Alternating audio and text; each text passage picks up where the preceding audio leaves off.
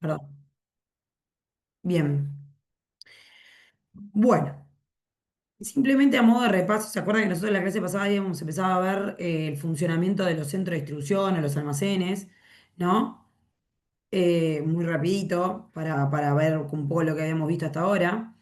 Eh, Explicamos por qué la importancia de un centro de distribución, sobre todo en lo que respecta a por qué es que se necesita y es para el equilibrar las la incertidumbre en el abastecimiento y la certidumbre en la demanda. Entonces, entre esas dos incertidumbres, nosotros tenemos que tener un colchón de mercadería para poder hacerle frente a esas incertidumbres y tener un servicio adecuado. Es por eso que en definitiva se justifica un centro de distribución en una de las partes, ¿no? En otros casos también se justifica por un tema de abaratar costos totales en la cadena de distribución. ¿Se acuerdan que lo que yo les decía que en el caso del retail, en el caso del retail del supermercadismo, el uso del centro de distribución está dado para que en vez de que los proveedores entreguen directamente en cada uno de los almacenes, de las tiendas físicas y demás, entreguen todos en un único centro de distribución y ese centro de distribución se encarga de preparar después el abastecimiento que va a las tiendas. Entonces, esto no es tanto por el tema de tener el colchón de stock para hacerle frente a la incertidumbre, sino que para atar costos totales de toda la cadena, porque si cada uno de los proveedores tiene que usar sus camiones para distribuir su mercadería en todo Uruguay, el costo total de ese flujo es bastante mayor que centralizar todo en un centro de distribución. ¿Sí? Entonces, en definitiva, eso es lo que justifica el desarrollo de los centros de distribución. Obviamente que en Uruguay, como un poco le decía, también lo otro que sucede es que, bueno, el dólar está bastante planchado hace muchos años, es muy favorable importar mercadería para luego comercializarla y por ende, obviamente, por un tema de costos y de oportunidad de escala, nosotros importamos volúmenes elevados que luego vamos distribuyendo o vendiendo de manera más pequeña, o sea, en volúmenes más pequeños. Entonces, obviamente, eso también justifica la centro de distribución y por ese motivo es que en los últimos años, en la ruta 101, en la ruta 102, en la ruta 5, en la ruta 1, se ha llenado de centros de distribución. ¿Sí?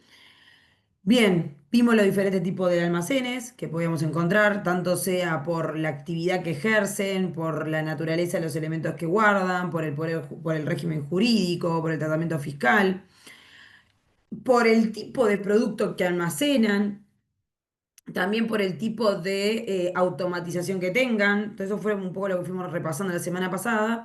Y habíamos empezado a hablar de las principales tareas que se realizan en un centro de distribución. Hablamos de la recepción y cómo es el proceso, el primer proceso eh, que está destinado a asegurar que lo que yo meto adentro de la caja eh, sea mercadería apta para su comercialización, porque luego que yo acepte esa mercadería pasa a ser un problema mío y no problema del proveedor, ¿sí? Entonces es el primer punto de control para asegurar de no estar lidiando con problemas de los proveedores, digamos, si se quiere la recepción. Después empezamos a hablar del tema del almacenamiento, cuál es el fin del almacenamiento, que obviamente es tratar de aprovechar el cubicaje, ya sea porque el almacén es propio o el almacén es arrendado, incluso en el concepto de arrendamiento, por lo general lo que se arrienda son los metros cúbicos, entonces cuando tenemos ese concepto tenemos que tratar de aprovechar al máximo el cubicaje y por eso que la operación de almacenamiento es una operación crítica. Y obviamente definir dónde va la mercadería también impacta en la productividad y en los tiempos y en la accesibilidad en el momento del control. Eso también lo vimos la semana pasada. Vimos qué tipo de decisiones influyen en el almacenamiento y dijimos, bueno, el método que voy a utilizar para almacenar, los criterios de almacenamiento, los sistemas de almacenamiento y condiciones, o sea, cómo tengo que asegurar las condiciones ambientales y de seguridad para que todo esto se suceda de manera correcta. ¿Sí? Dentro de los métodos de almacenamiento dijimos, bueno, hay diferentes métodos en función de la naturaleza del artículo que yo estoy guardando. En algunos casos, según la naturaleza y según el grado de apilabilidad, podemos ir por almacenamiento sin racks, a piso, sin techo, pero después a medida que la mercadería es más delicada, que viene en pallets, que necesita refrigeración, que necesita una temperatura, un ambiente controlado, ya ahí no lo podemos apilar a piso, no lo podemos apilar al aire libre, tiene que ser en un contexto de un almacén cerrado, con diferentes estructuras de control, no solamente la temperatura, sino también la atmósfera, ¿sí? Después dijimos que dependiendo también del grado de sistematización que nosotros tengamos en nuestro depósito, podemos optar por un sistema organizado o caótico. eh, por lo general, como yo le decía, ¿no? En las tiendas físicas a las que ustedes van, el tipo de guardado de la mercadería en la góndola es del estilo ordenado para no perjudicar al cliente. El cliente, por lo general, una vez que ya es como habitué de un punto de venta y va a hacer su surtido natural o de todos los días o semanal o lo que fuera, ya sabe dónde está el pan, ya sabe dónde está el huevo, ya sabe dónde está la carne, ya sabe dónde está todo. ¿Por qué? Porque el supermercado, por lo general, siempre guarda las cosas en el mismo lugar. Ese es un sistema de guardado organizado. En el caso de los supermercados o de los almacenes, apunta a que el cliente no pierda tiempo buscando los artículos. En el caso de un depósito, en una operación, apunta a que el que prepara los pedidos, el que almacena y demás, tampoco pierda tiempo tratando de adivinar dónde está la mercadería. ¿Sí? Ahora, en otros casos, nosotros tenemos sistemas que nos dirigen todos los movimientos. Nos dicen dónde tengo que guardar la mercadería, de dónde tengo que sacar la caja que tengo que preparar para un pedido. Entonces, cuando estamos en un contexto de un sistema que me dirige todos los movimientos y al cual yo le puedo poner reglas, porque yo le puedo decir, mira, vos podés guardar la mercadería donde quieras, pero la comida no puede estar al lado de los elementos de limpieza. Eh, no sé, los elementos líquidos no pueden estar arriba de elementos secos. Vos al sistema le puedes poner ese tipo de reglas, entonces el sistema, utilizando las reglas, te va a mandar a guardar a cualquier lugar que esté disponible, sin necesariamente que sea siempre el mismo, ¿sí? Eso lo que hace es optimizar el espacio del depósito, porque si yo uso siempre el mismo lugar para la mercadería, me puede pasar que haya espacios que estén siempre libres o no haya el espacio suficiente para guardar ciertas cosas. Con el sistema caótico, lo que a mí me permite es mejorar la utilización de los espacios y tratar de asegurar de usar el 100%. ¿Sí? Y después, por último, lo que habíamos visto al final de la clase es cómo guardar la mercadería en función de cómo después tengo que sacarla de mi centro de distribución. Y eso iba a depender en gran medida si la mercadería tenía fecha de caducidad o tenía alguna posibilidad de deterioro o si no lo tiene y puedo guardarlo de cualquier manera. ¿Sí? Hasta ahí llegamos la clase pasada.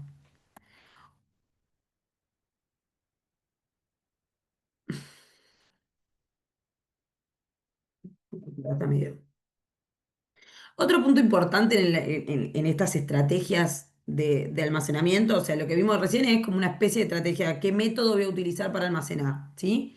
Dependiendo del método que yo utilice, obviamente los metros cúbicos que necesito, cuánto me va a salir el espacio, si lo tengo que salir a arrendar y demás. Otro criterio importante a tener en cuenta es el criterio de slotting, en el sentido de si bien yo puedo guardar la mercadería de manera caótica, otra orden que yo le puedo dar al sistema es decirle que la mercadería que más rota sea la que esté en las posiciones más accesibles y la mercadería que no rota esté en las posiciones más alejadas. ¿Sí? Esa es otra de las reglas que yo le puedo dar al sistema. Esto es sistema o puede ser 100% manual. Yo puedo, de manera muy manual, ver el consumo que tengo de ciertos artículos o la venta que tengo de ciertos artículos, ¿no? Una vez a cada 3 meses, 4 meses, evalúo la rotación de la mercadería en mi depósito. Los ordeno de mayor a menor en función de la rotación de la mercadería en mi depósito. Y después veo en dónde colocar la mercadería de más rotación de manera de hacer todos los movimientos más rápidos y con menos probabilidad de errores. En definitiva, eso es el slotting. No encontré la palabra en español, pero en realidad es eso, es un proceso para determinar la ubicación óptima de la mercadería. Por lo general se hace en función de la rotación, porque es lo que te genera más movimientos de las personas y por ende más gasto de mano de obra, ¿sí? Este, bien, obviamente el gran fin del slotting es aumentar la productividad en el depósito, hacer que tanto los movimientos de guardado como de reposición, como de preparación de pedidos y de expedición sean los menores posibles, ¿sí? También obviamente busca optimizar los espacios, justamente porque también evalúa si estamos aprovechando el espacio como deberíamos, sobre todo para los elementos de poca rotación, ¿sí? Tener trazabilidad de los productos y reducir el daño por esto, es decir, porque si yo un artículo de alta rotación, ¿no? Lo almaceno en la posición 4 que es la posición más alta, que es a 5 metros de altura, y cada vez que tengo que prepararlo, tengo que ir con un autoelevador, bajar el pallet, agarrar una caja y volver a subirlo, me implica manipular muchísimas veces el mismo pallet con la probabilidad que hay de que ese pallet se rompa, ¿sí? Entonces, esto básicamente es la filosofía del slotting, de decir, bueno, optimizar el guardado para minimizar los movimientos y reducir las roturas. Esto es un poco lo que yo le decía. Si yo tengo un almacén, que ahora vamos a ver un poco más adelante, un layout más como digamos común. Muchas veces los almacenes, las puertas de recepción son en el mismo lugar que la puerta de expedición, en el mismo lugar que recepcione la mercadería, después en otro momento la expido, ¿sí? Entonces, lo que hacemos por lo general en el loading es que en las posiciones A, ¿sí? Guardamos la mercadería de más alta rotación. Y en las C, que son las que están más alejadas, las que me implican caminar más cantidad de pasos, guardo lo que prácticamente no rota, ¿sí?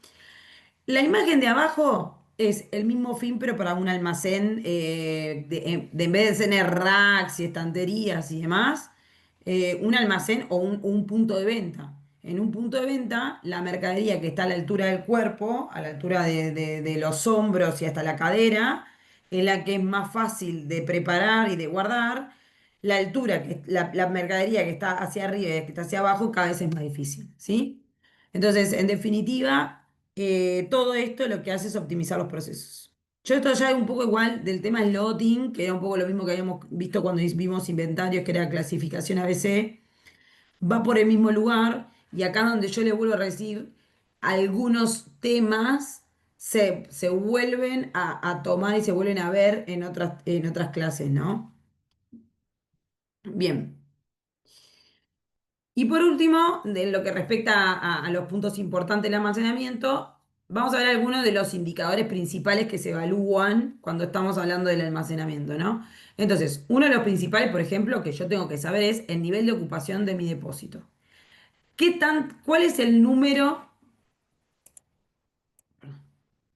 cuál es el porcentaje que al día de hoy tengo ocupado? Eso es fundamental porque a mí me sirve para saber qué capacidad tengo al día de hoy, qué capacidad tengo de absorber más volumen, ¿sí? Este, y cómo se están realizando los flujos en el depósito. Por lo general, una ocupación óptima, o sea, una ocupación que cubre todos los gastos fijos, está siempre entre un 80 y un 90% de la ocupación. Tampoco lo ideal es tener el 100%, porque el 100% quiere decir que no tengo espalda o cintura para absorber ningún tipo de desvío de ninguna índole. Entonces, llegar a un 90% de ocupación es un nivel bueno que me permite tener, o sea, aprovechar bastante los metros cúbicos sin tener el 100% de la ocupación y no permitirme ningún tipo de cintura ante cualquier eventualidad. ¿Está? Se me abrió una puerta sola. Me entró un fantasma. Eh, bien. Después, otro de los indicadores, le voy a decir, hay un montón, le voy a decir todos, de los más importantes. Obviamente está la productividad de guardado. ¿Cuánto tiempo? La productividad de guardado es las cajas o los pallets o las unidades guardadas en un determinado periodo de tiempo, ¿sí? Entonces, justamente, una de las cosas por las que me sirve saber la productividad de guardado es cuando yo recibo mercadería y recibo un determinado volumen, yo con el dato de la productividad de guardado puedo saber cuántas horas hombre necesito para guardar la mercadería y cuántas horas de maquinaria necesito para guardar la mercadería. ¿Sí? Con ese dato puedo dimensionar o puedo planificar la dotación necesaria para el guardado. ¿Ah? Bien, el tiempo promedio en la ubicación, el tiempo promedio de un artículo en una ubicación determinada, es eso, o sea, es el tiempo total en la ubicación sobre la cantidad de ubicaciones, ¿sí? Y sirve para un poco medir esto que yo le decía del slotting, ¿no? Si yo tengo mercadería que en una posición de alta rotación, que tiene un tiempo de vida, un tiempo en la ubicación, o sea, no rota, básicamente, ¿eh? O sea, lo que te habla de esto es el tiempo, es de la rotación de los artículos. Entonces, realmente tengo que evaluar si ese artículo está bien ubicado en esa posición. Puede suceder dos cosas. Que el artículo en algún momento fuera artículo de alta rotación y por eso quedó ahí. O puede ser que no esté rotando porque el stock en el sistema está mal. Entonces, nadie está haciendo nada para sacar ese artículo del depósito.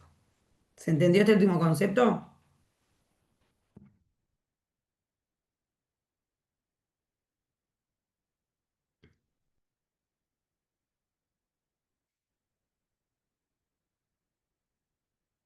Otro de los indicadores que también se utiliza mucho son el porcentaje de reubicaciones y el porcentaje de reposiciones no planificadas. Nosotros, por lo general, esto lo vamos a ver cuando veamos el proceso de picking, las posiciones de pallets que están al ras del piso, ¿vieron la imagen acá? Hay una chica y acá al ras del piso, apoyadas en el piso, hay unos pallets y después arriba hay otros pallets más arriba en unos racks, ¿sí? Por lo general, las posiciones que están sobre el piso son las posiciones destinadas para el picking, para el proceso de preparación de pedidos, ¿sí? Y arriba son las posiciones de almacenamiento.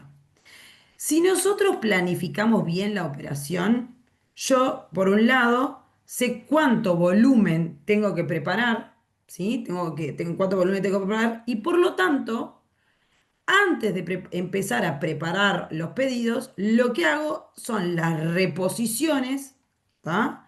De las posiciones de picking. O sea, si yo necesito 100 cajas para preparar, me aseguro que en la posición de donde voy a tomar las cajas esté llena de cajas, ¿sí?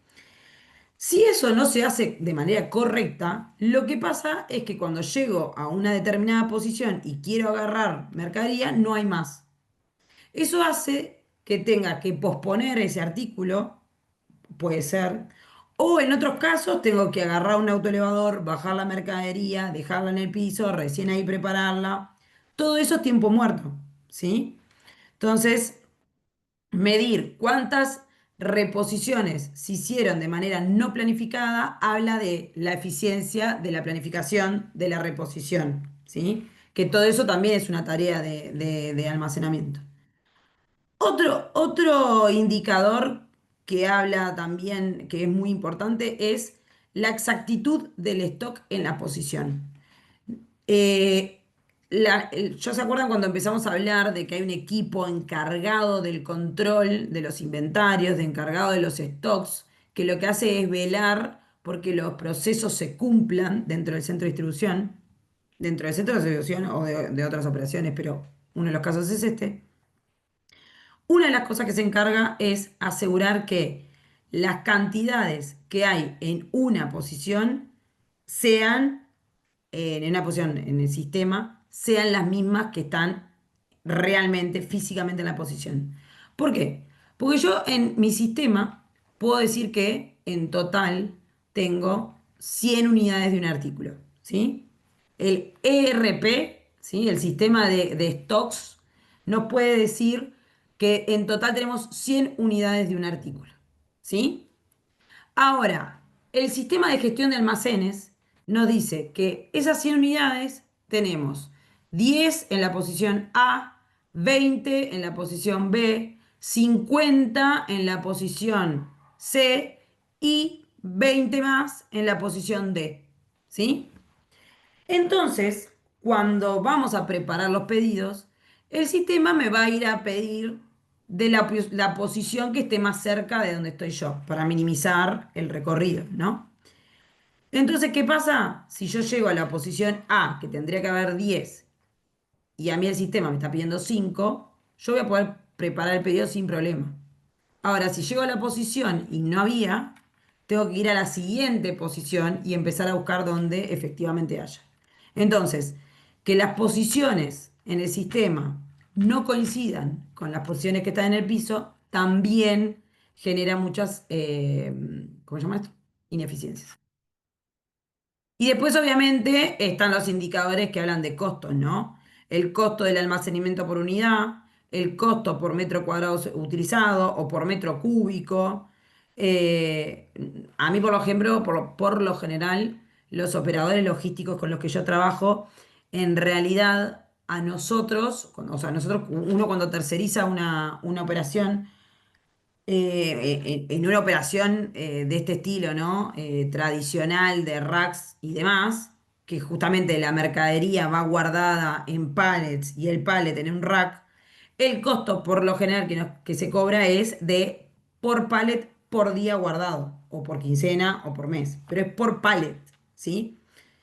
Eh, Eso cuando tercerizás, ¿no? Entonces también, si nosotros tercerizamos y el concepto del cobro es este, uno de los indicadores que yo tengo que manejar es cuántos pallets tengo almacenado por día para saber cuál es el costo del almacenamiento por día, por quincena o por mes. ¿Sí? ¿Hasta acá alguna duda?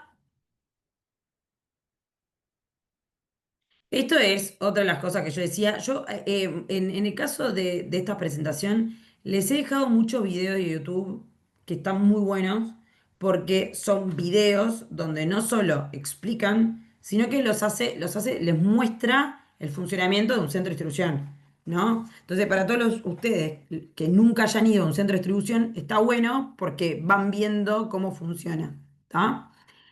Esto que está acá, no les voy a dar mayor explicación, es otra de las estrategias que nosotros vemos del lado de almacenamiento. ¿Qué tipo de sistema de almacenamiento uso? ¿Tá? Entonces puedo usar el sistema de racks tradicional, que es este que se llama selectivo, que es el de racks que puede pasar un autoelevador o una apiladora o lo que fuera y guardar en altura. Después están los sistemas de alta densidad, que estos sistemas, por lo general, no entra una máquina entre pasillo y pasillo, o sea, no hay pasillos, ¿sí? Es como una gran estructura, lo que se ve es una gran estructura que no tiene pasillos, no pueden entrar autoelevadores ni apiladoras. Entonces, lo que se hace es, se carga un pallet por un lado, el rack está inclinado, esos pallets van bajando y se descargan por el otro. Entonces, no pierdo espacio en pasillos. Utilizo mejor los metros cúbicos disponibles. Y después, otros sistemas de almacenado que ya son bastante más caros son los sistemas robotizados, ¿sí? Que este caso que en esta imagen es un carrusel, hay un carrusel, un auto store, después les voy a mostrar varios videos. Esos sistemas automatizados, más allá de que justamente una de las grandes ventajas que tienen es que por lo general la preparación de pedidos es más rápida, pero la mayor ventaja que tienen es que podemos almacenar mucho volumen en muy pocos metros cuadrados, ¿sí? Entonces, obviamente la inversión es alta y esto se justifica para artículos de alta rotación y que tengan un costo elevado, ¿no? Pero nos permite guardar muchísima mercadería en muy pocos metros cuadrados. Después otra, ¿sí? ¿Alguien habló? No, no. Ah, no sé, ah, no sé por qué me pareció escuchar una voz. Otro tema importante que tienen que saber dentro de la jerga o sí, de la jerga del mundo del almacenamiento está el tema de las unidades logísticas. Como yo les dije, la mercadería se puede guardar de diferentes maneras, ¿no? En el caso de los granos, cuando habíamos visto la primera parte, el grano no se guarda en una estantería y se guarda en lo que se llama en un silo, ¿no? Los líquidos, obviamente por lo general se guardan en tanques que también pueden tener dimensiones grandes como un silo, o puede ser más parecido al que está acá en la imagen, que es estos que están acá.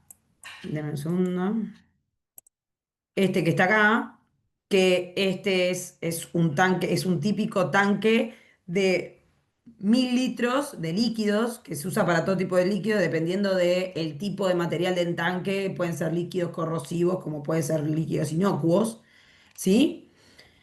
Estos tanques, a su vez, muchos de ellos están montados sobre un pallet, con lo cual se pueden mover dentro del depósito con autoelevadores o con transpaletas. Y también muchos de ellos, por la dimensión que tiene, se pueden guardar en un rack. Son rackeables, ¿sí? Después están los pallets, que yo acá le puse un pallet de plástico, pero los más comunes que han visto ustedes, la mayor parte de los casos, son pallets de madera. Después hay otro tipo de contenedores que es como este que tiene acá abajo, el que está al lado de las cervezas, que es en este caso se llama así, bin de sandías, que por lo general es para guardar artículos que son muy grandes, que si yo los quiero guardar en una caja, o sea, si yo una sandía la quiero guardar en una caja de verduras común y corriente, me entra una sandía en una caja y encima no utilizo de manera eficiente el volumen de la caja, porque entra la sandía y después hay mucho espacio libre, ¿sí? Con lo cual, si yo esa caja que tiene una sandía la pilo en un pallet, capaz que en un pallet me entran 80 sandías, ¿no? 80 cajas por pallet, 80 sandías. En cambio, en un sistema como este, que es un bin, podrían llegar a entrar, en vez de 80 capaz que podrían llegar a entrar 120 130 sandías. Y los metros cúbicos que utiliza son los mismos, ¿sí? Lo único que tiene mucho menos aire entre medio, ¿sí? Después otro tipo de unidades logísticas, bueno, son esto como veíamos en otras clases, las cajas que van las botellas de cerveza, las cajas con las que se transportan los lácteos, las leches, lo que está al lado del bin de sandías también se le llama bin, pero estos son las típicas cajas que utilizan para todo lo que es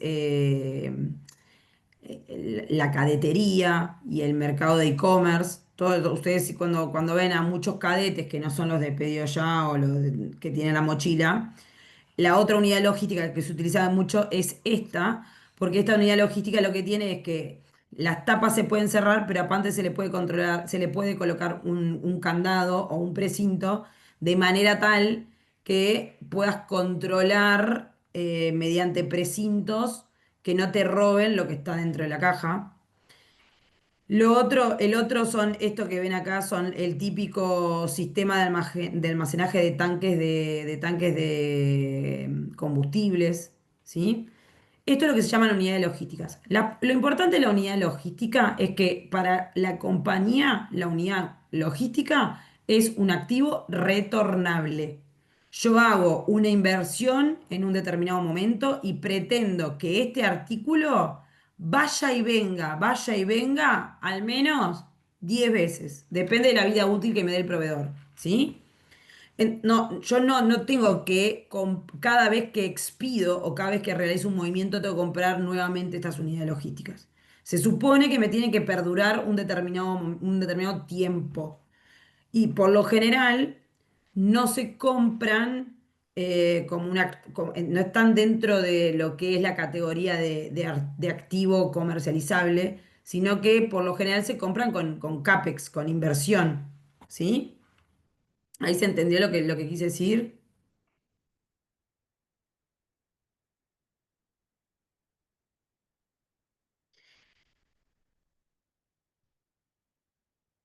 Bien, lo otro que también tenemos lo otro que también tenemos vital como figura de un centro de distribución y de almacenamiento son las máquinas, ¿no? Obviamente que dependiendo de la altura a la que yo tenga que acceder, los kilos que tenga que levantar los espacios que yo dispongo para moverme, el tipo de maquinaria que puedo utilizar, ¿tá? No toda la maquinaria levanta el mismo peso, no toda la maquinaria ocupa el mismo espacio, ¿sí? Y obviamente no todas son para elevar la mercadería. Las tres que están arriba, las primeras tres, que esto es un autoelevador, y los otros se llaman retráctiles, se dicen así, y el que está acá abajo a la izquierda también, eso sí, todos están destinados a transportar la mercadería en piso, pero a su vez elevarla a un punto superior. La gran ventaja que tiene un autoelevador con respecto a los otros que elevan es que el autoelevador, a su vez, por lo general, se utiliza para descargar camiones, que estos otros no se utilizan para descargar camiones, y para transitar en suelos que no son tan amigables como los de un centro de operaciones óptimo, ¿no? O sea. Por lo general, los autoelevadores están hechos con otro tipo de ruedas que son más resistentes, que resisten los pozos, que resisten las calles mal hechas. En cambio, estos otros ya no resisten, o sea, sí o sí se tienen que utilizar en suelos más lisos, ¿no? Los otros dos que están abajo no elevan la mercadería, para lo único que sirven es para transportar.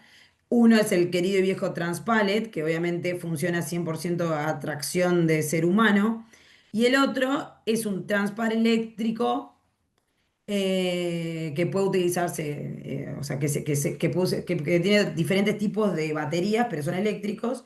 Y en realidad es con hombre a bordo, ¿sí? No, la persona no hace ningún tipo de esfuerzo. Bien. Después, otra de las actividades críticas que hay en un centro de distribución, en un almacén, en un depósito, es el mantenimiento y el control del inventario. Acá no me voy a detener mucho porque parte de esto lo vimos cuando dimos gestión de inventarios, no me voy a detener muchísimo. Pero sí que es importante entender que este rol es fundamental. Muchas empresas no lo tienen, lo subestiman y no tenerlo genera muchísimas pérdidas, no solamente de mercadería, sino de pérdida de eficiencia por pérdidas de tiempo, ¿sí? Básicamente lo que hace el equipo, las personas que se dedican al mantenimiento y control del inventario, es la manera de controlar los SKU que están adentro. Los SKUs, o sea, los artículos, el stock, y también los procesos, porque el equipo de mantenimiento y control, una de las cosas que hace es el control del stock en una posición determinada. ¿Se acuerdan cuando yo le dije que uno de los indicadores de almacenamiento era la exactitud del stock en la posición? Bueno, que el stock en la posición no sea exacto genera ineficiencias de productividad, de pérdida de productividad en los procesos de preparación de pedidos. Genera posibles pérdidas de mercadería por vencimiento, porque si yo no tengo el stock correcto, el equipo encargado de decirme que tengo que ir a buscar un artículo y enviarlo a una tienda, entiende que no hay stock, entonces no me va a mandar a prepararlo, no voy a sacar ese artículo de mi almacén y encima capaz que emiten una orden de compra para reabastecer ese artículo que en la práctica estaba, lo único que no figuraba en mi sistema, ¿no? Entonces, es un equipo que se encarga de controlar nuestros procesos. Otra de las cosas que controla, otro de los procesos que controla, aparte del guardado, como le dije recién, es el proceso de preparación de pedidos. Estas figuras hacen auditorías de los pedidos preparados para asegurarse que lo que preparé físicamente coincida con lo que preparé en el sistema, ¿no? O que lo preparé físicamente sea lo mismo que escribí en el remito de la expedición. Entonces, en definitiva, su rol en parte es controlar que los procesos dentro del centro de distribución se ejecuten de manera correcta, ¿no? Eh, Como le decía, acá es lo que digo, garantizar la exactitud entre el registro en sistemas, que siempre que yo hablo de sistemas puede ser un Excel, ¿no? Cuando yo hablo de sistemas no estoy siempre hablando de un sistema tecnológico, pero sí estoy hablando de algo básico. Entonces, asegurar que el stock físico y el stock del sistema coincidan. Prevenir quiebres y sobrestock. Esto que yo le decía. Eh, Le voy a dar el ejemplo claro. En un centro de distribución que se encarga del abastecimiento a una tienda, ¿sí? El centro de distribución de Tata, el centro de distribución de Disco, de tienda inglesa o de cualquier supermercado, la persona que se encarga de decir, tenés que preparar este pedido y llevarlo a esta tienda, o sea, lo que nosotros llamamos el abastecedor, si se quiere, es un administrativo, un analista que está sentado en una oficina viendo el stock que dice que hay en el ERP. Dice, hay 10 unidades en el sistema, necesito 10 unidades, prepáralas y mandalas. ¿Tá? Entonces, como ya dijimos más de una vez, si en la práctica no eran 10 y eran 20, las otras 10 restantes nunca se van a mover y van a quedar ahí hasta que se venzan y las tire por vencimiento. O lo otro que puede pasar es que en realidad no había 10, había 20, perdón, en vez de 10 había 5. Entonces, las 5 restantes que no pude preparar generan quiebre de stock, o sea, generan una pérdida de nivel de servicio para con mis clientes. ¿Tá? Y lo otro, como les decía, como básicamente lo que hacen son un equipo de control de nuestros procesos, controlan que nuestros procesos se ejecuten de la manera correcta, lo que asegura es la trazabilidad, ¿no? Que lo que me dice el sistema que está sucediendo es lo que efectivamente está sucediendo. ¿Se acuerdan cuando empezamos en la clase de centro de distribución que nosotros dijimos, cuando utilizamos un sistema un poco más elaborado que un Excel, utilizamos un sistema de gestión de depósitos, un WMS, el sistema de control de depósitos o de gestión de depósitos, lo que hace es no solamente decirme el stock que hay, sino que me dice el stock que hay en cada una de las posiciones definidas en el centro de distribución. Y aparte me dice qué se movió, de qué lado, en qué momento. O sea, un determinado artículo se movió de la posición A la posición B a las 10 de la mañana, demoré 20 minutos en moverla y la movió Lucía Caloya. Toda esa información me la da un WMS. ¿Sí? El tema es que para que todo eso se suceda, hay una persona diciéndole al WMS que eso sucedió. Y ahí es donde está el proceso definido. Yo le digo al sistema que agarré el artículo a tal hora, después le digo al sistema que moví ese artículo a la posición B, finalizo el movimiento y me voy. Entonces, la persona, el sistema que sabe cuándo comencé el movimiento, qué artículo moví, de qué posición lo moví, a qué posición lo moví, a qué hora finalicé el movimiento y quién es el usuario que está haciendo todo eso. Ahora, si yo alguno de esos pasos no lo hago de manera correcta y en vez de colocar la mercadería en la posición de la A a la B, la colocó en la posición C, pero al sistema le digo que la hice en la B, yo, Lucía, lo que estoy haciendo mal es el procedimiento. Y en el sistema la mercadería va a aparecer mal. Y ahí es donde entra el equipo de control que detecta esos errores, se da media vuelta, viene conmigo y me dice, Lucía, ¿sabés que cometiste este error? Te voy a pedir por favor que más adelante prestes un poco más de atención. ¿Sí? Eso es básicamente este equipo. ¿Tá? Lo otro que obviamente controla son los inventarios y ahí no vamos a dar mucho explicación de lo que es controlar el inventario.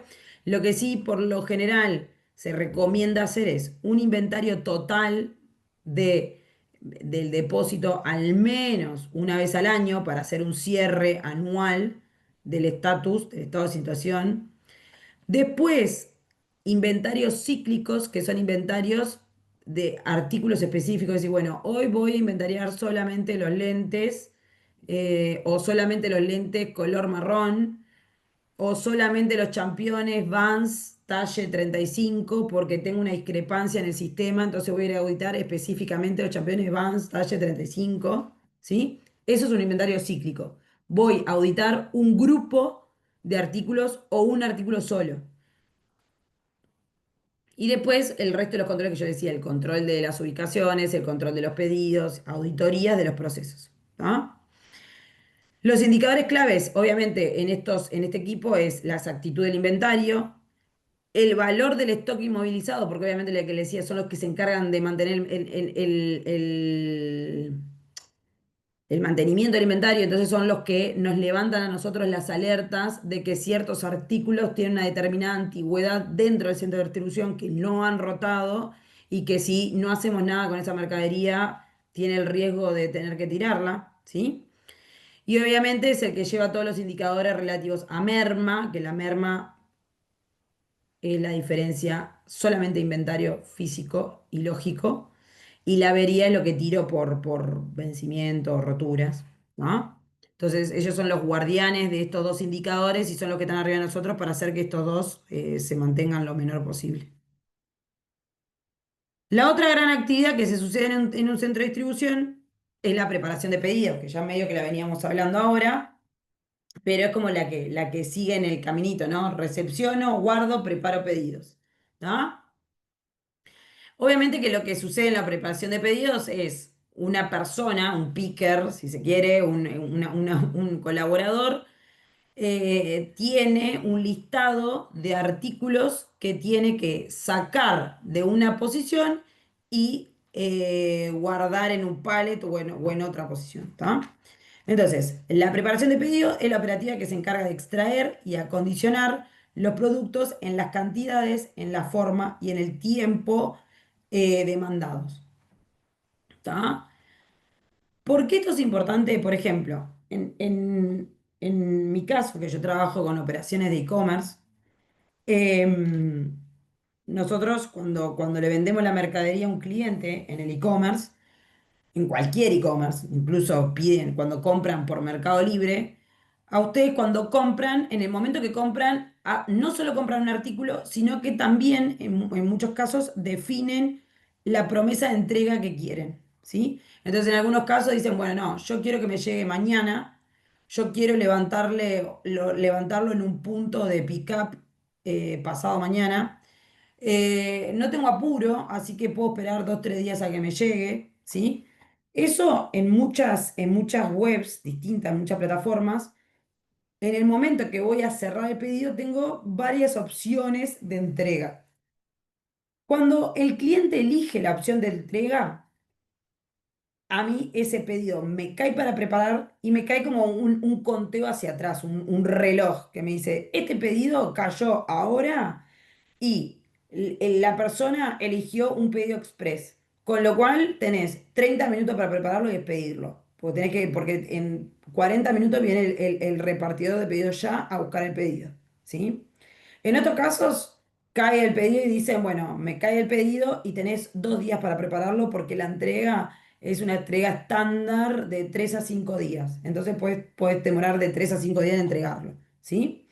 Entonces, cuando el cliente realiza el pedido, define la promesa de entrega. Y eso a mí me define el momento en que yo tengo que preparar y expedir el artículo, ¿sí?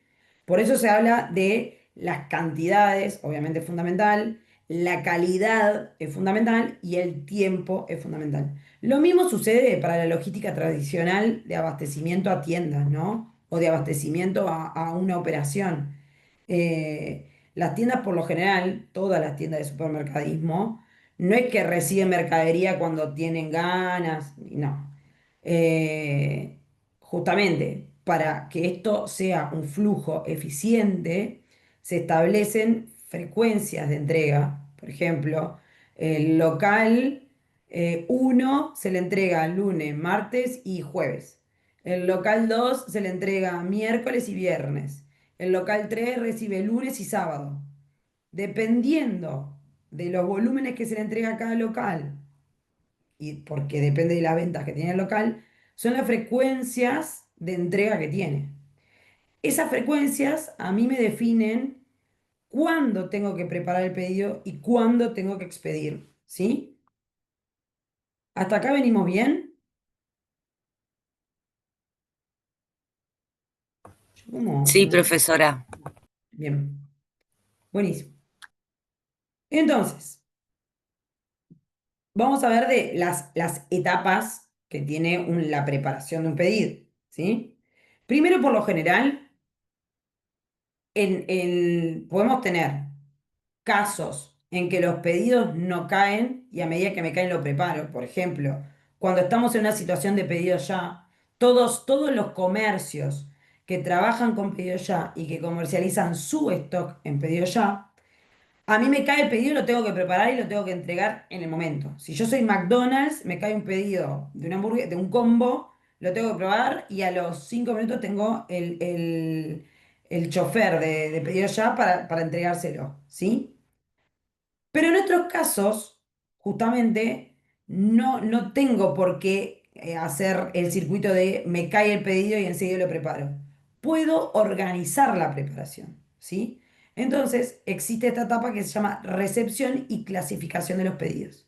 Entonces, lo que se hace es, en algún momento, nosotros en una de mis operaciones de e-commerce, que antes no tenía sistema, que era 100% manual, todo a lápiz y papel, nosotros hacíamos dos cortes al día, ¿no? Entonces hacíamos un corte a las 9 de la mañana y un corte a las 2 de la tarde. Entonces, a las 9 de la mañana veíamos todos los pedidos que se habían generado desde las 2 de la tarde del día anterior a las 9 de la mañana del día actual, ¿sí? Los bajamos, entrábamos a la plataforma manualmente, en la plataforma nos bajamos todos los pedidos y después veíamos, después agrupábamos por artículos que se habían pedido. ¿Por qué? Porque hay muchos pedidos que repetían el mismo artículo, sobre todo cuando el artículo estaba en promoción, ¿no? Entonces, casi todas las plataformas, por lo menos de e-commerce, te podés bajar los pedidos en un Excel, ¿sí? Nosotros bajamos todos los pedidos en Excel donde tenía el detalle de el número de pedido, los artículos que pidieron y las cantidades de cada artículo, ¿no? Con eso, a las 9 de la mañana, hacíamos una tabla dinámica y decíamos, bueno, ¿cuántas unidades en total me pidieron del artículo A? ¿Cuántas unidades en total me pidieron del artículo B? ¿Cuántas unidades en total me pidieron del artículo C? ¿Sí? Entonces, después iba un operario a la ubicación donde estaba el artículo A y agarraba el total de las unidades. A la ubicación donde estaba el artículo B, agarraba el total de las unidades. Y a la ubicación donde estaba el artículo C y agarraba el total de las unidades. ¿Tá? La etapa esta, la etapa anterior, la de las 9 de la mañana, que después volvíamos a repetir a las 2 de la tarde, es la etapa que nosotros llamamos recepción y clasificación de los pedidos. ¿Sí? Se establece un punto de corte, donde yo decir, bueno, yo voy a recepcionar, voy a aceptar pedidos hasta esta determinada hora y de ahí en adelante los voy a preparar. En un centro de distribución pasa un poco lo mismo. Por lo general, se le dice, porque los sistemas con los que se trabaja hablan en esa jerga, se le dice emitir olas de preparación. Entonces, básicamente hay un monitorista que entra a un sistema, se fija todos los pedidos que realizó el equipo de abastecimiento para las tiendas físicas, ¿sí?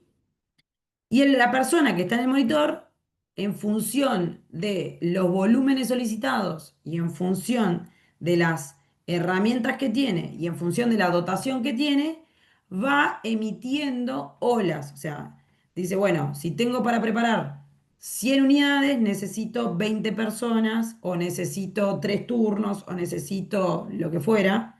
Entonces, en función de la necesidad de lo que tiene que preparar, lo que hace es coordinar las herramientas necesarias para la preparación de esos pedidos. Todo eso es una etapa previa, ¿sí? Una vez que todo eso ya está definido, ya está coordinado, yo tengo todas las herramientas para empezar a preparar, lo que hago es la parte propiamente de preparación de pedidos, que es ir hacia el punto donde está la mercadería que yo necesito. No tiene mayor misterio. Luego, en muchos casos, yo tengo que identificar o tengo que hacer lo que se llama la parte de packing o empaque del artículo, ¿no? Que esto es, por ejemplo, si dentro de mi pedido hay un artículo que es frágil, entonces yo el artículo, pónganle que yo tengo que mover cristalería, ¿sí? La cristalería está todos los vasos, todos los platos en una caja. Y yo tengo que sacar de la caja 5 platos y 5 vasos y lo tengo que poner en otra caja para poder mandar el pedido, ¿no? Entonces, cuando preparo ese pedido, probablemente entre plato y plato ponga un papel o ponga una bolsita de burbujas o envuelva los vasos en papel de diario, de alguna manera de asegurarme que ese pedido que estoy preparando, cuando lo vaya entregando, se rompa todo lo que está dentro, ¿sí? Entonces, la parte de packing es eso, es cómo acondiciono los artículos que van dentro del pedido para que no se dañen, ¿no? En algunos casos tengo que poner etiqueta que diga frágil, tengo que poner etiquetas que pueden decir tóxico, decir, bueno, trabajo para, hay empresas que les gusta poner aromas sobre todo los que son de ropa, son muy de decir, bueno, aromatizame el pedido para mandárselo al cliente y entonces también eso forma parte en lo que es el acondicionamiento del pedido, ¿sí? Y después, por otro lado, como última etapa, lo que puede estar es la parte de consolidación del pedido. ¿Por qué? Porque en el caso de los centros de distribuciones grandes, los centros de distribución de multirrubro, como los centros de distribución que trabajan para el supermercadismo, lo que se tiene es que, por un lado, se prepara la parte que necesita frío, refrigeración, ¿no? Y por otro lado, se prepara la parte que no necesita refrigeración. Y por otro lado, en otro lugar distinto, se prepara los electrodomésticos. Y en otro lado distinto, se prepara la ropa. Y en otro lado distinto, se prepara los elementos de limpieza. ¿Sí? Todos se preparan en lugares distintos dentro del depósito. Pero todos estos artículos van a ir al mismo local y se tienen que cargar en el mismo camión que va a ir al mismo local. Entonces, en algún punto, yo tengo que agarrar el pallet de textil que quedó en la zona de textil, el pallet de congelados y fríos que quedó en las cámaras de frío, el pallet de secos, el pallet de limpieza, el pallet de electrodoméstico, los tengo que consolidar y poner todos adentro del mismo camión. ¿Sí? Eso es a grande escala y a pequeña escala lo mismo. En el caso del e-commerce, de supermercadismo, los pedidos pueden tener mercadería que necesita frío y mercadería que necesita congelado y mercadería que no necesita nada, ¿no? Entonces, primero se preparan todos los pedidos y hasta que el pedido no se expide del depósito, la mercadería se deja guardada en cámaras, ¿sí? La tengo que dejar guardada en cámaras bien identificada. ¿Por qué? Porque cuando voy a consolidar el pedido, yo tengo que saber qué frío, qué bulto, qué bolsa de congelado se corresponde al pedido A, qué bolsa de congelado se corresponde al pedido B y qué bolsa de congelado se corresponde al pedido C. ¿sí?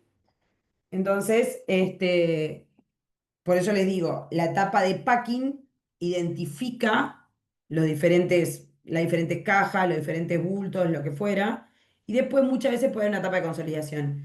Por ejemplo, otro caso que también es bastante nuevo es el centro de distribución, centro no, sí, bueno, sí, centro de distribución de tienda inglesa, el que se dedica en la parte de e-commerce. Adentro tiene un robot. Tiene un robot que después ahora le voy a mostrar un ejemplo similar, no es igual, pero similar. Pero ese robot no tiene frío, solamente prepara la mercadería que se puede mover sin necesidad de tener frío. Entonces, cuando cae un pedido de e-commerce, todo lo que sea sin frío lo prepara el robot y el que sí necesita frío lo preparan personas. Entonces, luego de que cada etapa está preparado, eso se consolida y se expide. ¿Sí? ¿Hasta acá alguna duda de la etapa de las diferentes etapas?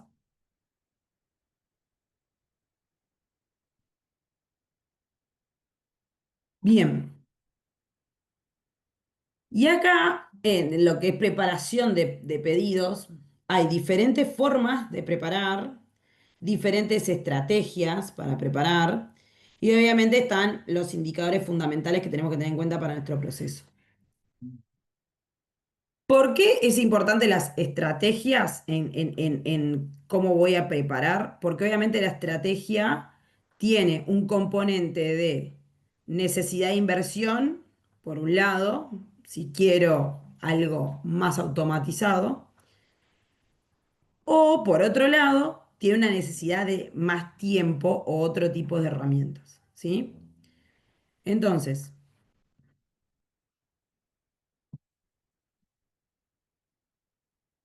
el tipo de... Quiero una cosa, a ver si... Deme un segundito. El tipo de preparación más normal, el que se sucede en la mayoría de los centros de distribución porque tiene la menor inversión de todas, es el tipo de proceso que el hombre, la persona, va hacia la posición donde se encuentra el artículo a preparar, ¿sí? Ese es el proceso más normal de todos, ¿sí? Después hay otros procesos que es, si vamos a los hechos, es como la foto que está el señor parado en una máquina. No necesariamente la persona tiene por qué ir caminando a pie. Justamente, parte de lo que sucede es que se utilizan herramientas como transpaletas eléctricas con hombre a bordo, donde la persona no camina, va a a una velocidad un poquito más elevada, ¿sí? Y de esa manera se transita alrededor de los pasillos, ¿sí? La persona va hasta la posición donde se encuentra la mercadería, agarra el artículo que está buscando y lo guarda en la caja de preparación o en un pallet o donde sea. Después la otra estrategia puede ser, la persona está parada en un lugar, no se mueve del lugar, y las cajas con la mercadería que tiene que levantar le llegan hasta la posición donde está. ¿Sí? Eso lo que hace es disminuye los tiempos de tránsito, ¿no? O sea, hace que el proceso sea más rápido, más ágil, pero por otro lado necesita una inversión mucho mayor, ¿sí? Después, otra estrategia, que esto sí también lo habíamos visto en las primeras clases, es la de cross-docking. Cuando la mercadería que viene ya tiene un destino asignado y entonces yo la recibo, la reparto y la expido. En ningún momento la almaceno, ¿sí? Yo les contaba que en el caso de la fruta y verdura, en el caso de los productos frescos, se tiende a utilizar casi al 100% la estrategia de cross-docking porque son artículos de muy baja caducidad, ¿no? Estamos hablando de que en muchas frutas y verduras estamos hablando de días de vida.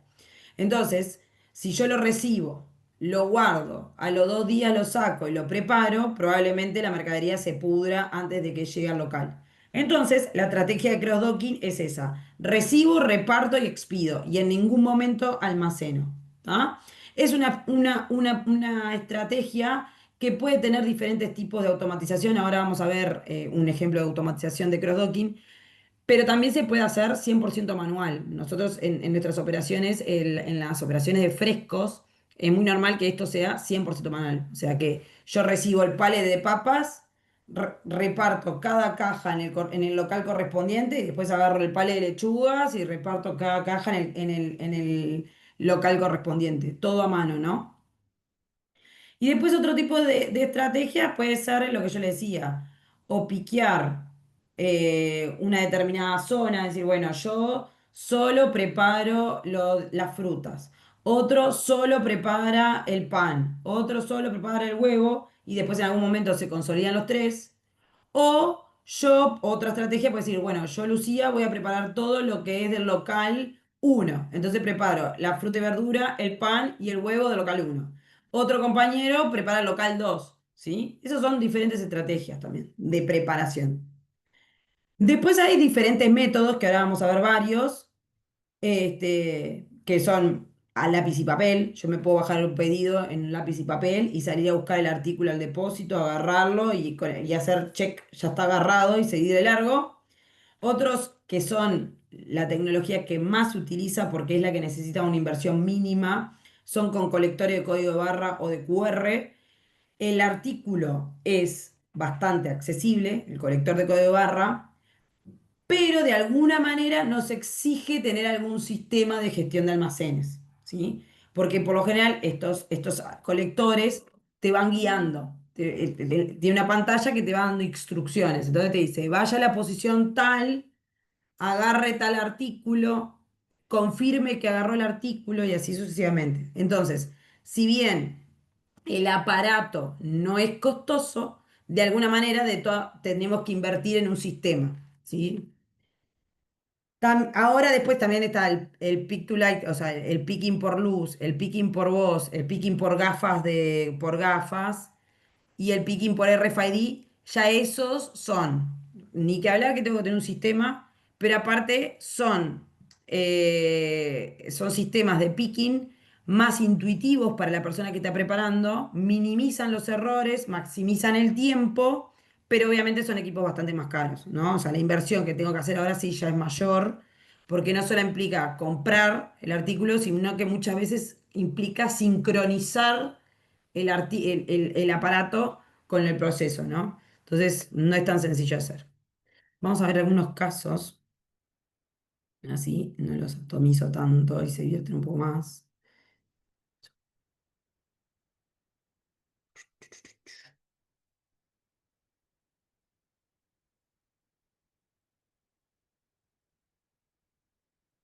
Primero, antes que nada, le voy a abrir unos que tengo abiertos acá, que me lo dejé a mitad de abrir a ver si puedo hacer eludir las... Ah, sí,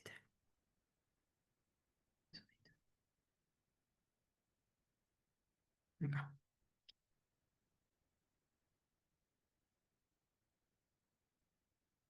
Esto que le voy a mostrar primero es un centro de distribución uruguayo, sí, que está en la ruta 101, que se dedica, tiene una zona sin frío, pero el gran diferencial que tienen es que almacena mercadería refrigerada y congelada. Como para que vayan viendo cómo es la estructura de un centro de distribución. Es una cosa. Esto es la zona, lo que estamos viendo ahora, la zona de almacenamiento de secos, la que no requiere frío, ¿sí? Acá se muestran todos los pallets almacenados. Esto que ven acá son las puertas. Ahí está preparando un pedido. Ahí está preparando un pedido. Ahí está haciendo un proceso de guardado de la mercadería en un rack. Eso que yo, este equipo que está utilizando en este momento se llama retráctil.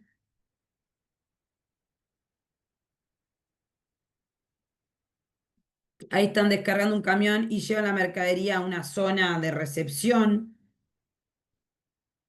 Y acá viene la parte de refrigerado, ¿no?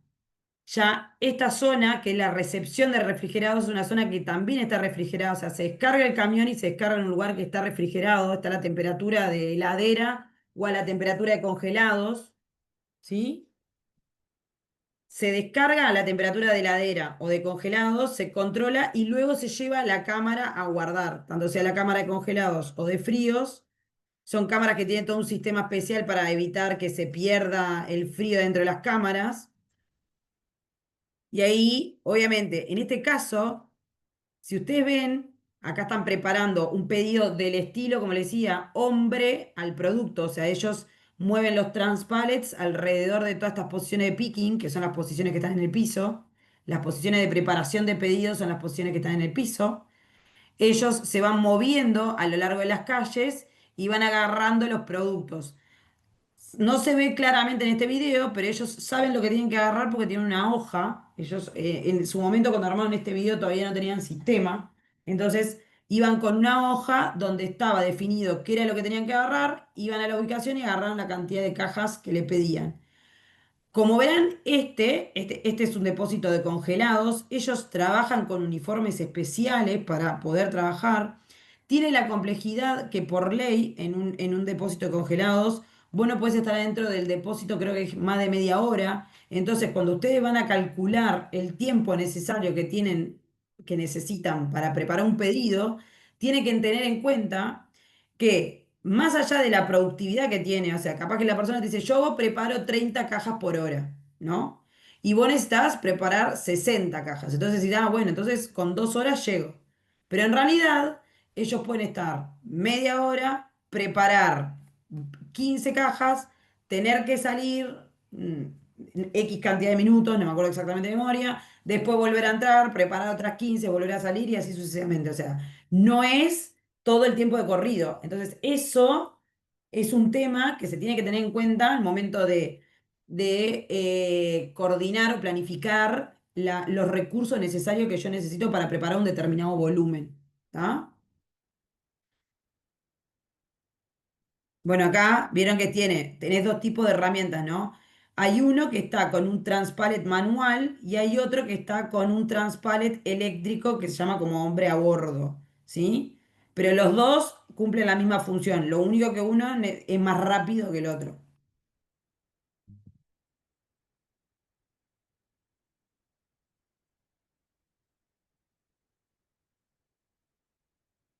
Ahí están cargando un camión. Ese es el transpallet eléctrico que nosotros le llamamos carretilla también. Bueno, y acá la expedición.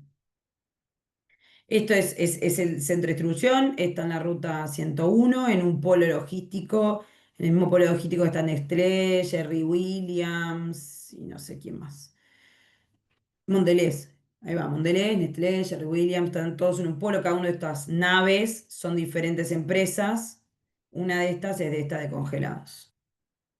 Ay, esperen que justo tengo este cosito, no puedo acá. D4 es otra empresa logística uruguaya que se dedica al rubro farmacia, ¿sí? Esta, a diferencia del anterior, tiene un proceso que sé que le voy a mostrar ahora, que, de preparación de pedidos que no es este que están viendo ahora, que justamente no es hombre al producto, sino que el producto viene al hombre y el hombre está parado en un lugar.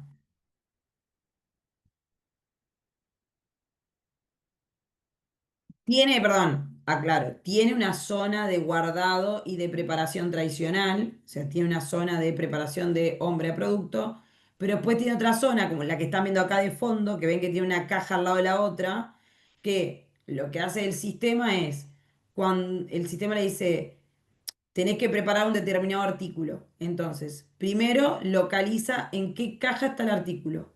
Esa caja baja entra en este transporte y llega a la persona para que lo pueda preparar.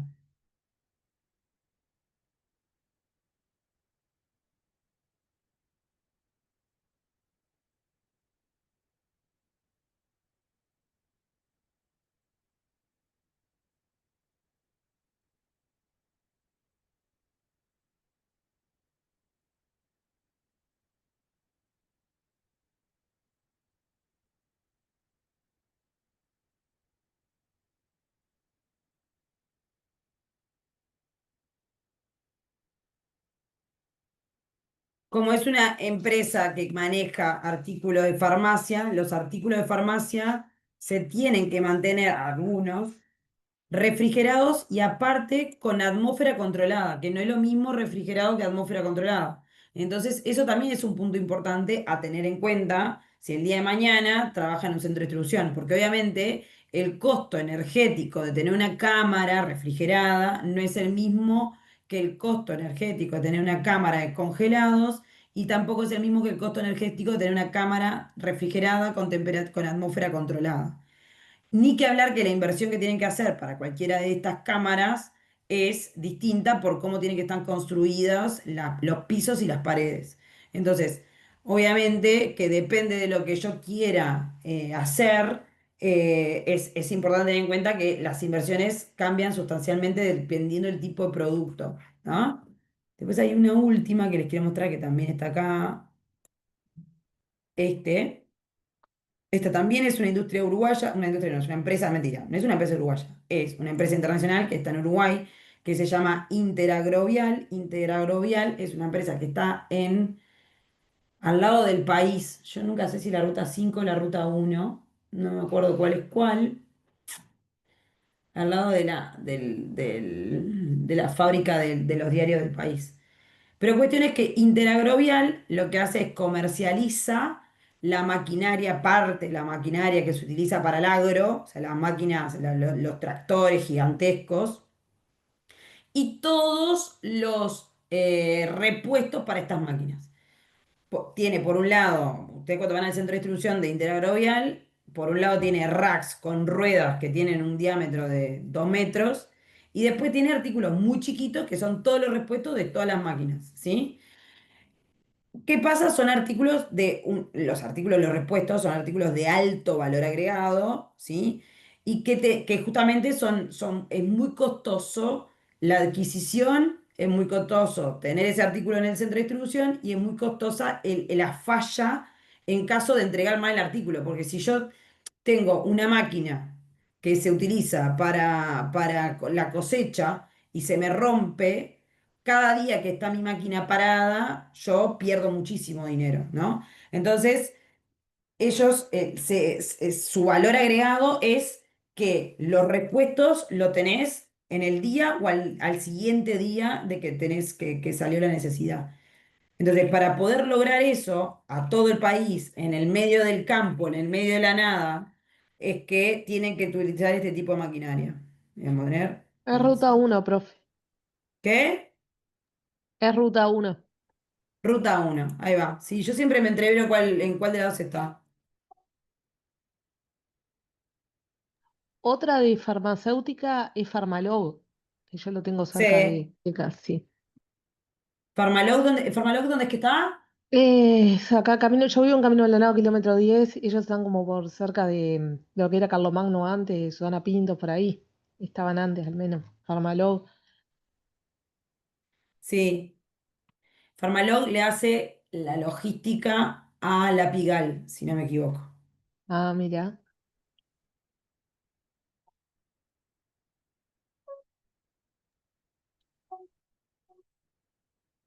Esto, ahora vamos a ver, después vamos a ver bien las partes que tiene, pero ya que estamos viendo el video lo ven. Esto que ustedes ven acá, estas puertitas que ven acá, son, no me pregunten por qué, pero le llaman muelles de descarga. Es como que utilizamos la analogía de los puertos de la navegación. Entonces, en la jerga de los centros de distribución, a las puertas donde atraca el camión y descarga la mercadería, se le llama muelle. Ta. Entonces, obviamente que dependiendo de la cantidad de muelles que tenga un centro de distribución, es la cantidad de camiones que puedo recepcionar en simultáneo o expedir en simultáneo.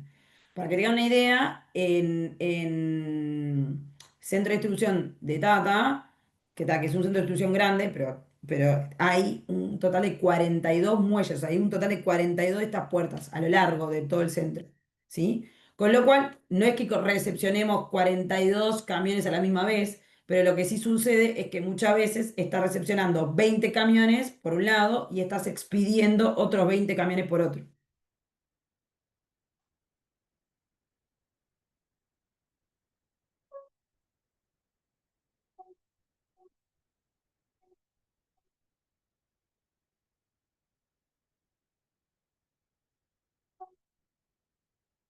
Este robot que ven acá se llama AutoStore.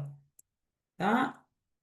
El AutoStore es un cubo que adentro de este cubo hay muchas cajas.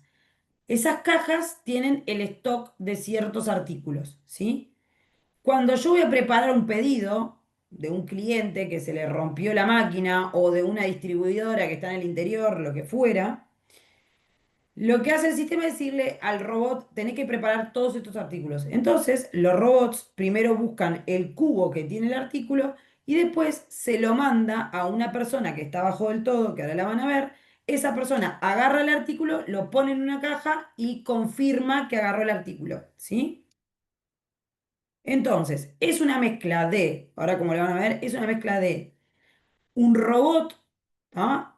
Que lo que hace es traer la mercadería hacia la persona no se mueve, pero a su vez se utiliza el put to light, que es la confirmación por medio de luces, que de esta manera es una forma más visual que minimiza los errores en el momento de la preparación.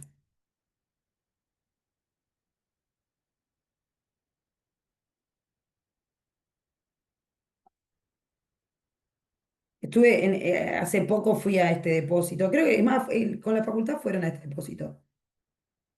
¿Vieron? Miren, denme un segundito antes. ¿Vieron esta caja? En este caso tiene, evidentemente, la capacidad de tener 8 artículos distintos, ¿no? Si verán, son repuestos chicos, ¿no? O sea, que evidentemente entran ahí. Eso es otra de las desventajas que tiene este tipo de robots. No puedo poner cualquier tipo de producto por el cubicaje que tienen estas cajas, ¿no? Entonces, cuando esta caja llega a este punto, el sistema prende una luz que te ilumina de qué cuadrante tenés que agarrar la cantidad del artículo y te dice cuántas unidades tenés que agarrar. Una vez que te agarrás una unidad acá, a su vez a la espalda de este chico hay muchas cajas. Entonces se prende otra luz y te dice, esta unidad que agarraste de acá tiene que ir a la caja que está prendida en tu espalda. A ver si se muestra bien ese proceso acá. ¿Vieron?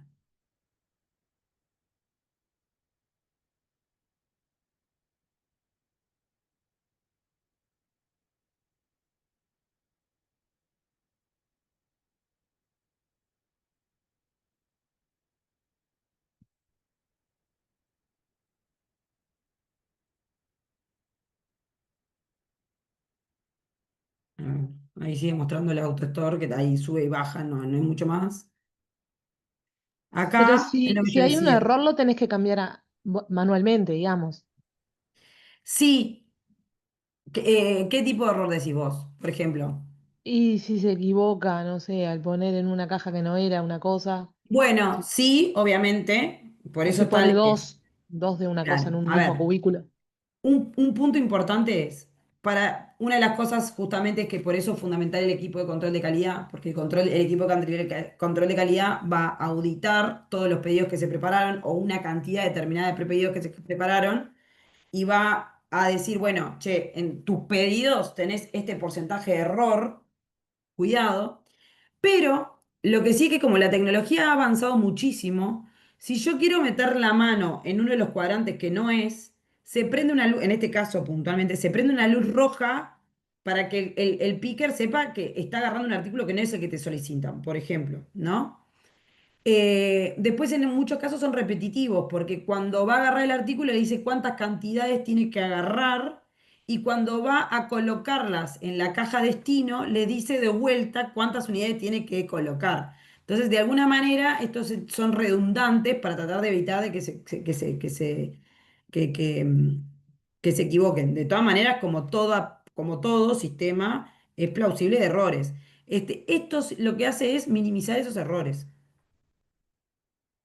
Bueno, este es el muchacho hablando, que me interesa mucho, vendiendo el artículo. No voy a ver, si me escribe esta vender. Y después, por último, le voy a mostrar, este es otro sistema que en estos casos, hasta muchas veces ni siquiera usan personas. Esto es un sorter. Es muy normal en el mundo de la paquetería. Por ejemplo, todos los paquetes que son de Amazon, de DHL, de todos lados, eh, por lo general, la DHL, por ejemplo, ustedes compran algo en Mercado Libre, cualquier cosa que compre en Mercado Libre, ¿está? Eso, un vendedor, porque Mercado Libre, no sé si ustedes saben que es lo que se llama es un marketplace. Lo que tiene es muchos vendedores distintos que pueden o no tener una tienda física, pero que sí tienen artículos para comercializar, comercializan sus artículos en la plataforma de Mercado Libre. Ustedes le pueden estar comprando a varios proveedores distintos, no tienen por qué siempre comprarle al mismo, ¿sí? Una vez que ustedes compran en Mercado Libre y le llega el pedido al proveedor, el pedido lo tiene que preparar y le tiene que pegar una etiqueta. El artículo tiene que estar adentro de una caja o adentro de una bolsa, no puede estar suelto. Usted por lo general cuando compra algo de Mercado Libre no le llega el artículo suelto, le llega o adentro de una caja con un sello inviolable o adentro de un paque de nylon con un sello inviolable. ¿Tá? Y también le llega una etiqueta, que la etiqueta dice Lucía Caloria, dice la dirección, dice la fecha que se lo tengo que entregar, dice la hora que se lo tengo que entregar, todo eso. Ahora, por lo general, estos proveedores no tienen una empresa propia de entregas, no tienen una empresa propia de cadetería. En el caso de Uruguay, la mayoría de los paquetes que se mueven o que se venden a través de Mercado Libre, después son enviados al destinatario mediante lo que se llama carriers o couriers, no sé. Que en el caso de Mercado Libre puntualmente, el más común es Wes en Montevideo, Wes o Soy Delivery, son los dos que hacen el circuito de Montevideo, y en el interior está DAC, ¿sí? ¿Qué hace Wes o Soy Delivery o DAC? Ellos van a cada uno de los proveedores, levantan todos los pedidos que hicieron todos los clientes y primero los llevan a su centro de distribución. Y en su centro de distribución separan los pedidos por zona, ¿no? Entonces dicen, bueno, en el caso de DAC, dice, bueno, voy a llevar los pedidos a Rocha, a Artigas, a Salto, lo separa por departamento. En el caso de Montevideo dirán, bueno, llevo a Malvin, a Cordón, a Miguelete, lo separan por zonas, ¿sí? Ese proceso se puede hacer, obviamente, es un proceso cross-docking. Recibo la mercadería, o sea, recibo todos los pedidos y los empiezo a separar. Es un proceso de cross-docking, ¿sí? Muchas veces se hace manual, pero como es un proceso que cada vez implica menores tiempos, necesito tiempos muy cortitos, porque Mercado Libre, cuando ustedes compran Mercado Libre, viste que muchas veces te dice, llega hoy, ¿no? El envío. Entonces, yo hoy pido un artículo de Mercado Libre, le llega al proveedor, el proveedor tiene que preparar el pedido, se lo tienen que entregar a Wes, Wes tiene que hacer el cross-docking en su centro de distribución y me tiene que llegar a mi casa entre las 9 entre las 7 de la tarde y las 9 de la noche. ¿Sí? Con lo cual, el flujo tiene que ser mega rápido. Si yo este flujo lo hago 100% con personas, obviamente es muy costoso por la cantidad de personas que yo tengo que tener para hacer este cross-docking. Con lo cual, cada vez es más normal este otro sistema que se llama sorter o sortering. ¿Tá? Bueno, estos son, por ejemplo, estos son transpalets. Ah, acá, mirá. Acá hay personas, en algún punto del flujo obviamente hay personas, pero las personas por lo general lo que hacen es bajar la mercadería en un camión, ingresarla al centro de distribución. O sea, cuando Wes va a cada uno de los proveedores, levanta la mercadería de todos los proveedores y la deja en el centro de distribución de Wes. En Wes hay alguien que recibe todos los paquetes y controla que efectivamente los paquetes se tengan que ir con Wes y no con DAC, ¿no? Entonces, al recibirlos, los ingresa a su depósito y a su sistema. Y luego los va colocando en este sorter, que este sorter lo que hace es, de manera automática, leyendo el código de barra que tiene la etiqueta, ya sabe cuál es el destino, entonces lo va llevando por unas cintas hacia la zona donde están todos los paquetes que van a ese destino.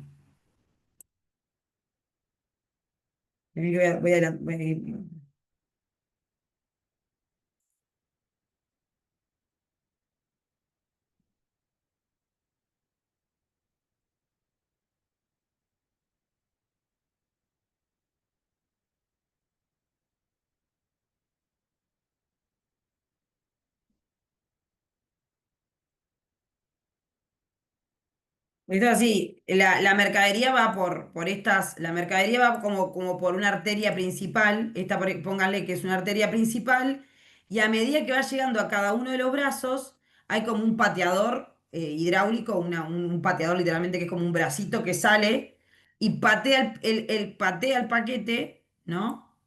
Y lo lleva, y lo lleva a cada uno de estos brazos.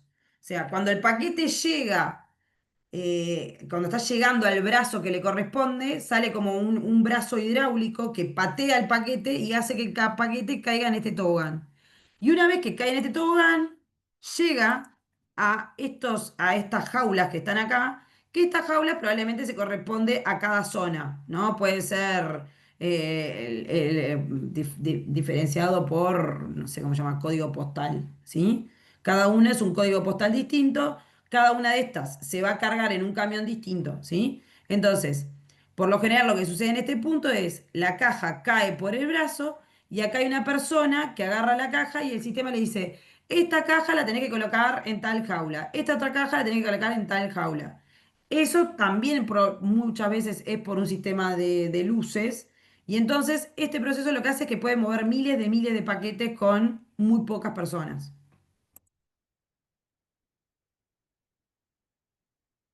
Estos son transpalets robotizados, o sea, son transpalets que se mueven en un eje sin necesidad de tener seres humanos.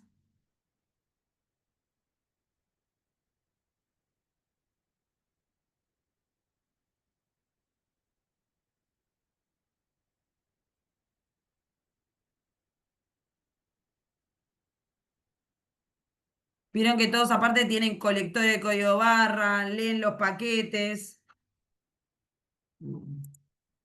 Bueno, era más o menos para mostrarles. Hay muchos videos de cómo funcionan cada uno de estos, si quieren entrar después.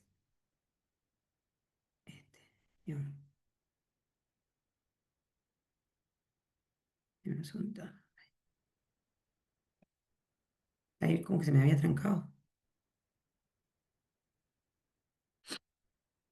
Ay, ay, ay,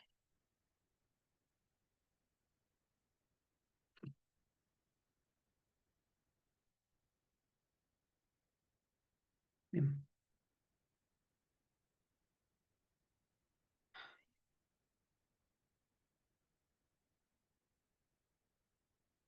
bien,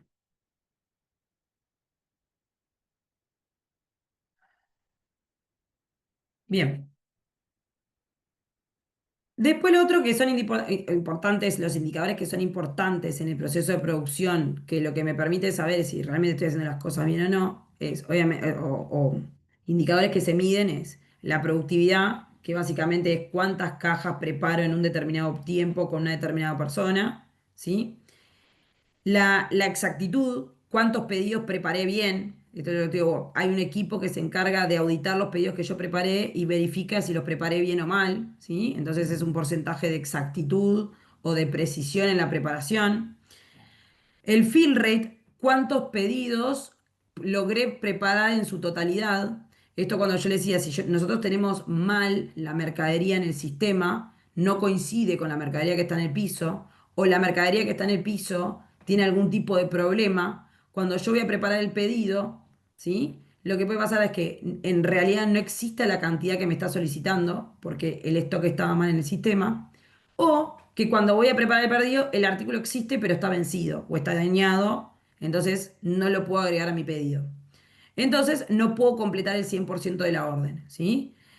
Ese es un indicador fundamental, sobre todo porque mide el nivel de servicio, porque si a mí me pidieron 100, ya sea para el abastecimiento de un local o ya sea para reponer un tractor en el medio de un campo, es porque necesitan 100 y no necesitan dos, ¿sí? Entonces, el que yo no logro cumplir es un impacto directo en la satisfacción del cliente que me solicitó la cantidad. Después on time es cuántos pedidos logro preparar en el tiempo que tengo definido. Lo que decía, si nosotros trabajamos en una lógica de express con pedido ya, o una lógica de Mercado Libre, que también tiene las entregas que se diga express, yo proveedor de Mercado Libre o que trabajo con Mercado Libre, me comprometo a preparar el pedido en menos de un determinado tiempo, ¿sí? Entonces el on time en estos casos mide cuántos pedidos no cumplieron con esa promesa de entrega. Y obviamente, pues, cuánto me sale preparar un pedido o cuánto me sale preparar una línea, ¿no? O cuánto me sale preparar una unidad, todo lo asociado a costos. Y después, por último, dentro de las etapas está la expedición, ¿tá? Claro, queda acá. Un segundito. Que la expedición obviamente lo que hace es expedir, o sea, sacar los pedidos del centro de distribución, ¿tá?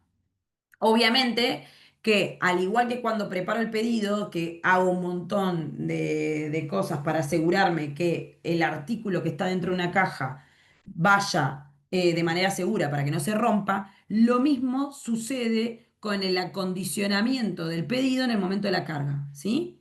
Entonces, en estas etapas es donde se hace, por ejemplo, lo que habíamos dicho como también, que es como que se solapan o coincide, pueden coincidir, que es la consolidación del pedido, agrupar todos los pedidos realizados en las diferentes etapas, agrupados todos en un lugar. Esto que yo le decía, decir, bueno, agarrar el artículo, la parte del pedido que tiene fresco, la parte del pedido que tiene congelados, agruparlos todos en un mismo lugar.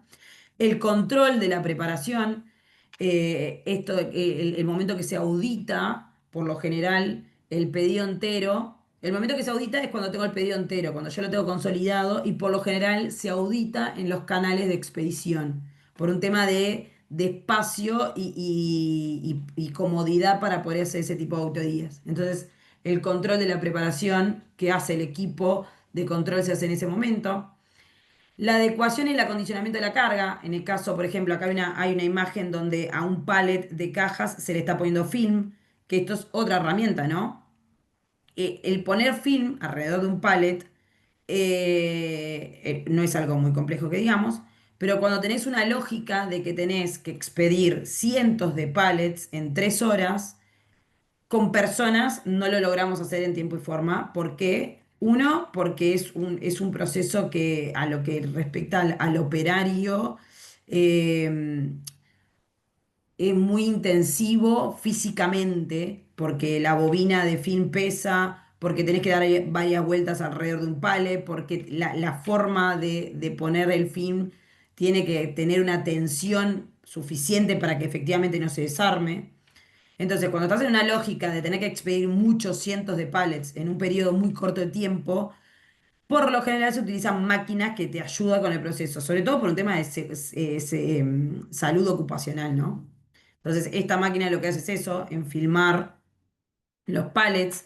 En otros casos se le pone sunchos, a veces no necesitas un film, sino que necesitas un suncho.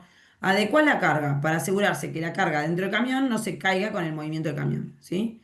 Lo otro que se hace en esta etapa, obviamente, es todo el control documental. En el caso de que, justamente, yo tengo que preparar una carga que va a un departamento que implica tasas bromatológicas, yo tengo que preparar las tasas bromatológicas declarando lo que tengo dentro de la carga. Tengo que preparar el documento que dice que estoy transportando X cantidad de pallets. Todos los documentos que nos exijan, este es el momento de controlar que tengo toda la documentación necesaria para expedir mi pedido. Y obviamente después está lo que es la carga y el despacho. En la carga, así como muchas veces nosotros aseguramos el pallet en el piso, también hay etapas de asegurar el pallet adentro del camión. ¿Y esto por qué lo aclaro muchas veces? Porque les puede llegar a pasar que el día de mañana trabajar en una empresa transportista. En Montevideo tenemos muchísima cantidad de pozos y lomadas y todo en todos lados.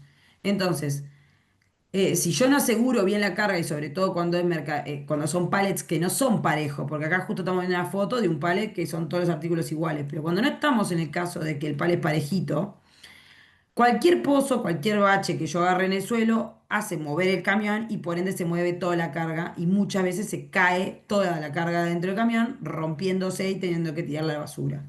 Y capaz que una carga o un pallet, estamos hablando que puede ser cientos de miles de pesos que se nos cayó en el piso y tenemos que tirar a la basura. Entonces, la etapa de asegurar la carga adentro del camión también es importante.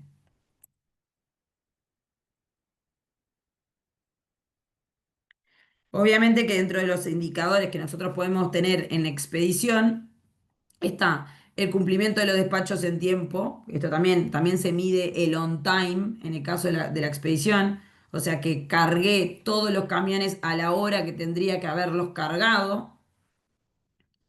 Este, la exactitud en la expedición, esto por lo general está más dicho, bueno, pedido sin errores. ¿Cómo sé que el pedido tuvo un error? Porque alguien me reclamó, ¿no? En el caso de un cliente final, el cliente puede decir, che, yo pedí tal cosa y me trajiste tal otra. O muchas veces hay errores del tipo de esto, ¿no? Del tipo de acondicionamiento de la carga, acondicionamiento del camión. Eso también son indicadores que se pueden medir. El costo de expedición por pedido. La tasa de incidencias en el momento de la entrega, o sea, las incidencias que pueda yo tener, por ejemplo, nosotros en nuestro caso, como movemos mercadería refrigerada y como movemos alimentos, nosotros tenemos una batería de exigencias que le hacemos a la empresa que contratamos los camiones, ¿sí? Obviamente le exigimos que tengan GPS, les exigimos que tengan un control de temperatura online, les exigimos que tengan sensores de apertura y cerrado de puertas, les exigimos que tengan los camiones limpios. Entonces, de alguna manera, cuando el camión llega a uno de los locales, el local puede levantar una incidencia diciendo, mirá, me vino la carga mal acondicionada, el camionero me llegó 2 horas tarde, la temperatura está por fuera del rango permitido. Todos esos son incidencias que se pueden matar para yo poder después decirle a la empresa con la que trabajo de camiones y decirle, che, mirá, vos tenés una tasa de tanto por ciento de incidencia promedio, ¿no? Eh, Tasa de utilización de los muelles. Esto yo les contaba, ¿no? Que tanto el muelle de recepción, o sea, la zona de recepción como la zona de expedición, hay una parte en el depósito que se deja exclusivamente para poner los pallets que luego se van a cargar al camión o poner los pallets que se reciben. Esa es una explanada, un espacio dentro del centro de distribución que tiene una capacidad muy limitada porque no tiene racks hacia arriba. Solamente se usan los metros cuadrados de ese espacio. Y por lo general es muy solicitado, tanto para recibir como para expedir. Entonces yo tengo que tratar de que estas operaciones se hagan en el menor tiempo posible para no perder continuidad, tanto en la descarga como en la carga. Entonces, una de las cosas que se mide es el tiempo de utilización de los muelles para el proceso de expedición o para el proceso de recepción. Otro que también se mide, y esto también porque por lo general lo reclaman los transportistas, pero es correcto, es el tiempo de espera del transporte. Si yo planifico bien mis procesos, yo debería llegar el transportista y yo ya tener toda la mercadería, acondicionarla para que el transportista atraque en el muelle, lo cargo y se vaya. No debería esperar ni en el centro de distribución, ni en los locales. Recuerden que las empresas tercerizadas con las que trabajamos, muchos de ellos cobran o por hora o en algunos casos, por kilómetros hechos o en otros casos por parada realizada. En el caso de que nos cobre por hora, si yo no organizo bien mi operación y en el momento que llega mi camión, yo todavía no terminé de preparar el pedido, no tengo la carga acondicionada, no tengo la carga en la zona de carga, el tiempo ya empieza a contar y todo eso me lo van a cobrar porque el camión llegó a la hora que tenía que haber llegado, ¿sí? Entonces, medir este tiempo es fundamental para saber cuánto tiempo yo demoré en cargar, por un lado, pero después cuánto tiempo efectivamente tuvo el camión dentro de mi predio sin que yo lo haya cargado. Todo ese tiempo es ineficiencia pura que yo la pago de todas maneras, ¿sí? Bien. Bueno, otro indicador fundamental es el porcentaje de ocupación del camión y el porcentaje de ocupación de las unidades logísticas. A nosotros, como yo le dije recién, el camión me cobra por hora, por parada o por kilómetro. Pero en todos los casos, si yo transporto aire o mercadería, me va a cobrar lo mismo. Entonces, lo que tengo que tratar de hacer es transportar la menos cantidad de aire posible. Entonces, yo lo que tengo que tratar de hacer es, toda la mercadería que vaya dentro de una caja, tengo que tratar de usar la mayor cantidad del volumen posible de la caja. ¿Sí? Y a su vez, tengo que tratar de usar la mayor cantidad de cajas adentro de un pallet. ¿No? Entonces, por eso es que se mide el porcentaje de ocupación del camión y el porcentaje de ocupación de la unidad de adentro. ¿Por qué? Porque capaz que en pallets, yo por ejemplo, digo, ponele que el camión es un camión que le entran 10 pallets. Capaz que yo metí 10 pallets adentro del camión.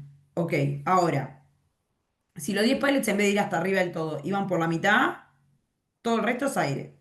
Si los 10 pallets adentro tenían cajas, que las cajas estaban llenas por la mitad, todo adentro tienen aire. Y me está saliendo lo mismo transportar ese aire que transportar mercadería al 100. O, en otra manera, en vez, si yo no necesitaba todo ese volumen, conseguir un camión más chico que me salga más barata la hora o el kilómetro o la parada. ¿Sí?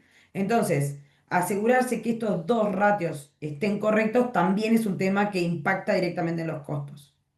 Y después otro indicador que se mide mucho es el porcentaje de averías en el camión.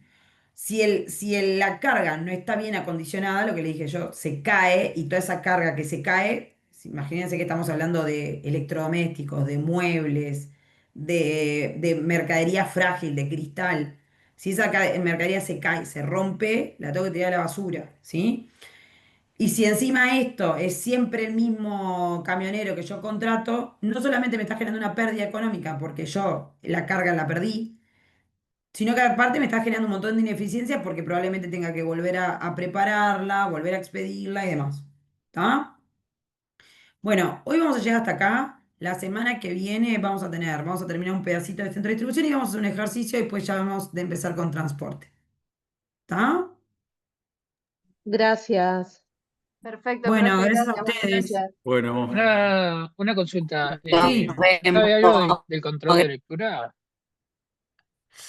la idea del